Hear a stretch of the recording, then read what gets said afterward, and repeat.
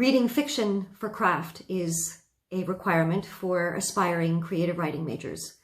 The purpose of the class is to read classic novels and discuss authorial strategies, and then I conduct writing exercises designed to employ various techniques.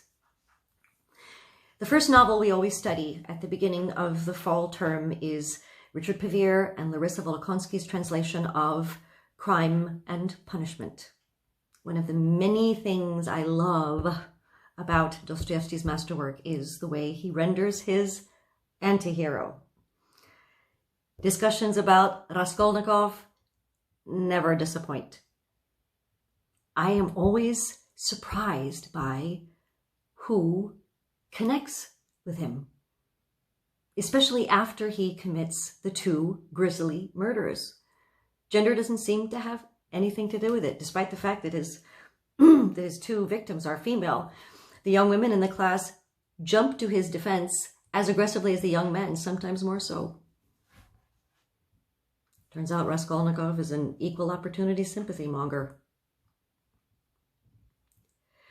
One day, when the class was engaged in a lively discussion about the murder of the pawnbroker and her sister, during the only lull in the conversation, a young man named Christopher Dunn said, "Someday, I'm going to write a moment like that."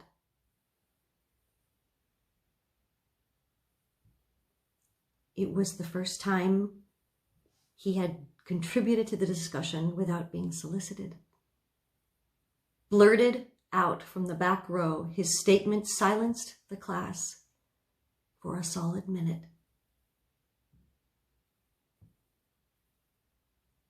It was as if someone had tossed a dinner plate into the center of the room.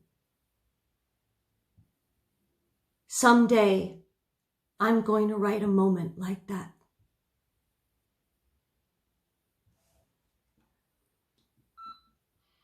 Just saying it out loud takes courage.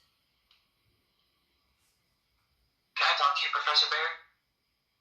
Christopher Dunn hovers at the threshold of my office.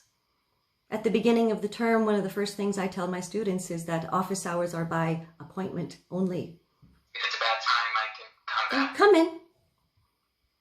He looks around a bit and is drawn to my lone piece of artwork, a framed 20 by 20 photo of a woman standing in the middle of a harvested cornfield. She's all in black and tiny in the vast dead field, spectral.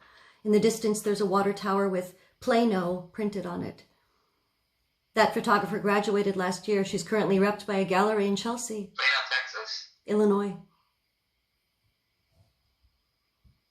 Is that you in the photograph? Of course it is.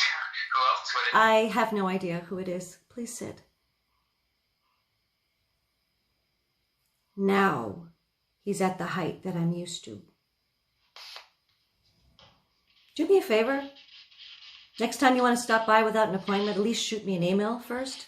Yeah, I don't really do that. You don't email? He smiles.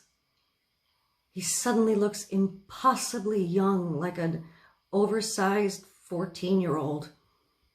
I remind him that each incoming freshman is issued an official Yale University email address. You should have received one. It's just not my style. I asked him what he has against it, and he tells me... I prefer penmanship. Getting ink on your fingers, the human effort. How Victorian of you. He adds something about how one's signature has lost significance in a world obsessed with the selfie. Plus, I like the option of drawing the impulsive, inappropriate picture or two in the margins. Oh. Nothing too inappropriate. No nudes or anything like that. Just the occasional escaped circus clown playing with a naked toddler or two. Please don't call campus security. I don't actually have a clown thing. Naked toddlers, on the other hand. Suddenly remembering this now. One day in class, we had just completed an automatic writing exercise, and after a few of the more adventurous students had shared their work, we took the customary 10-minute break while everyone else was updating their Facebook statuses and checking their Instagrams and Snapchats. Christopher Dunn stayed in his seat and looked over his work. It had been years since I'd seen anything like this. I asked him if he owns a computer, and he says indeed he does. MacBook Air, newest generation. Oh, so you're not such a Luddite after all.